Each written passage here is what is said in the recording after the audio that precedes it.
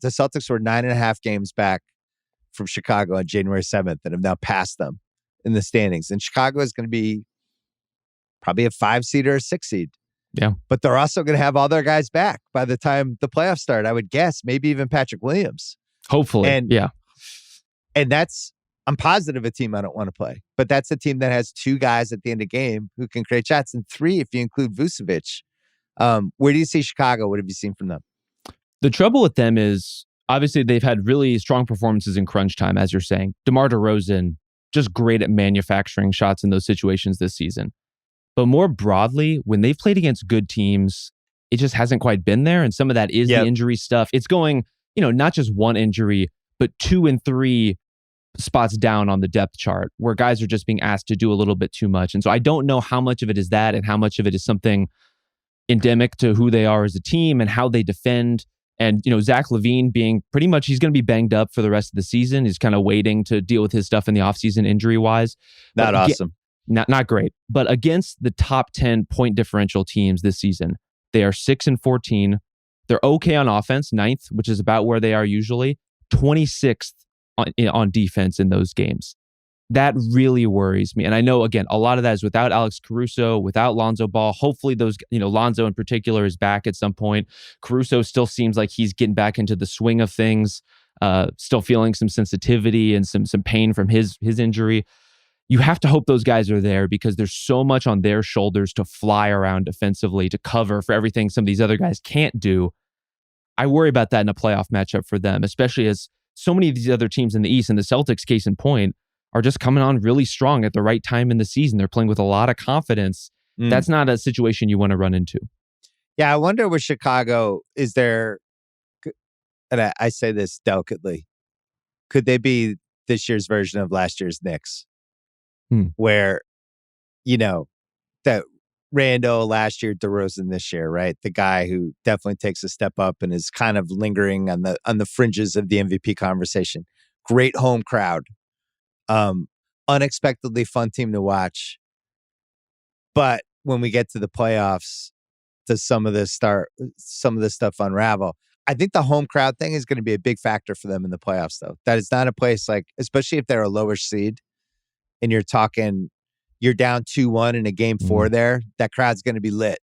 You're down 3-2 in a game 6, and now you have to go to Chicago. Like that, it's going to be a really hard place to play. I just don't think they've had the reps together. And that's another thing. Like, I don't think we factor in enough with the playoffs. And I think it's a huge advantage for Boston that the guys have played together, as many minutes and games as they have. Just like, Tatum and Brown have been 5 years together at this point. And Rob Williams doesn't seem like it, but he's been on the team now for 4 years. And going down the line, everybody but White has just been there. And White's a guy who can step in and play with anybody. But then you look at Chicago, their 5 best guys, how many games have they played together? Like 18? 20? Exceptionally few. And to your point about the playoffs, I mean, DeMar DeRozan has been brilliant this season.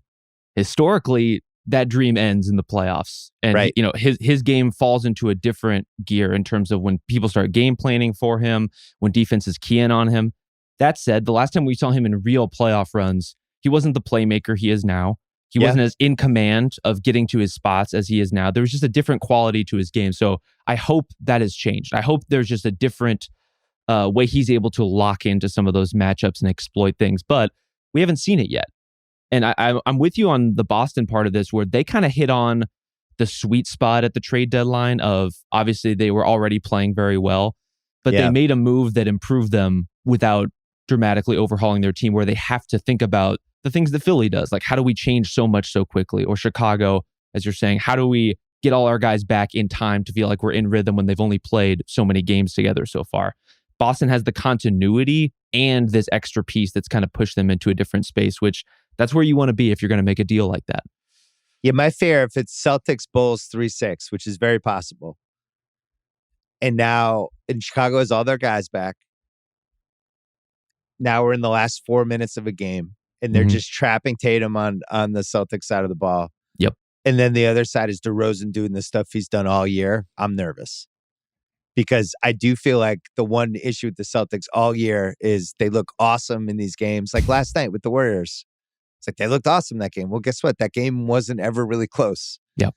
If you've watched them all year, the last 4 minutes when it's tight, when it slows down, you got it. And Tatum has gotten incredible as a decision maker. I certainly was hoping this would always come from him, and it has. But when the teams start trapping, and all of a sudden Marcus has the ball with a minute left, and whereas like Chicago, it's like DeRozan and LaVine, this is what we're doing. And Vucevic has always killed the Celtics. So I'm hoping it's Philly, Chicago 4-5, and that they don't see the Bulls, because I'm scared of as little of reps of they've had. I'm still a little scared of seeing them. I don't like these teams where they have the guy who you just know can get 2 points with 2 minutes left.